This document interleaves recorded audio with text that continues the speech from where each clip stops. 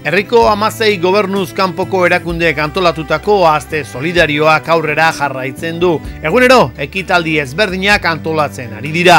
Gaurko honetan ostiralekoak gogoratuko ditugu. Aurrentzat pailazo emanaldia izango da eta ondoren afari solidarioa. Bertara joan nahi duzuenok arreta zentzun, aurkezleek esandakoa, zeren aurrez izen ematea komeni da, gero Antoniano ikastetxeko kiroldegira hurbildu nahi duzuen guziok. Ostirala 29, pailazoak izango ditugu korri, salto eta brinko. Sarrera 2 eurotakoa izango da. Lekua Polideportibo Arizbatalde kiroldegian. Eta arratsaldeko 6etan. Eta ondoren arratsaldeko 8 Antoniano Polideportibo kiroldegian afari solidarioa antolatuko da. Musika eta breakdance ere izango dira Faktor XD taldearekin.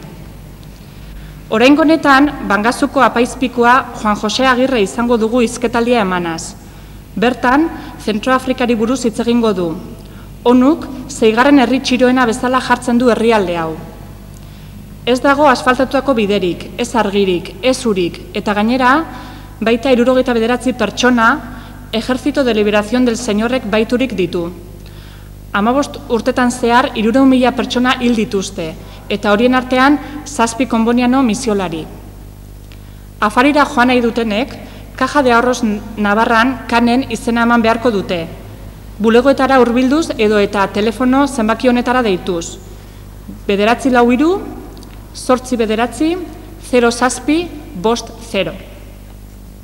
Eskatzen dugu joan nahi dutenek afarira joan aurretik izena emanda egotea, antolakuntza arazoak ez izaterren egun berdinean.